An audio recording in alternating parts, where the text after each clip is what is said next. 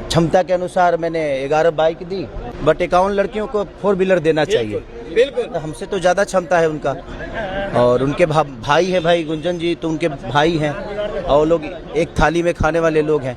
तो गुंजन जी ने बोला है कि 11 4 व्हीलर देंगे। देखिए, सबसे पहला चीज कि दान दिया हुआ चीज का बार बार व्याख्या नहीं होना चाहिए। इससे हो क्या रहा है, तो कैम मीडिया जो बनी है न्यू, वो अपना कैमरा लेके उनके घर पे पहुंच जा रही है और एक तरह से कहा जाए तो बेइज्जत कर दे रही है। कितना तेल था, कौन सा मॉडल है, खेसारी लाल यादव जी बाइक दिए हैं, नया था पुराना था, कैसे संपर्क किए, कौन कास्ट की लड़की है, आप कौन कास्ट के हैं, उम्र कितना है, समझ रहे हो, एक तरह से बेइज्जत कर दिया जा रहा है।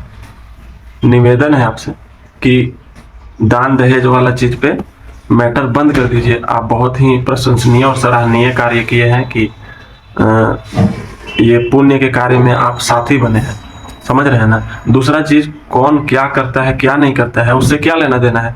पवन सिंह कार दें या हेलीकॉप्टर दें या आपको या महिंद्रा थार दे दे, उससे कोई मतलब नहीं है आपको।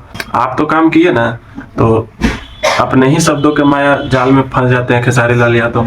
समझ ही में नहीं आता है। कुछ दिन पहले आप बोल रहे थे कि हमारा 4 गाना इंटरनेशनल गया था, उनका एक ही गाना है तो कूद रहे हैं, तो उसके हिसाब से तो आप ही ना बड़े हुए हैं।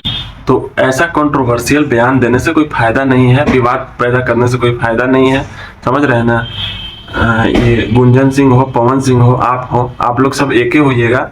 फालतू में जो पब्लिक लोग हैं वो लोग आपस में आपसी मतभेद उन लोग के अंदर हो जाएगा कि पवन सिंह ऐसे बोल रहे हैं, खेसारी लाल यादव ऐसे बोल रहे हैं।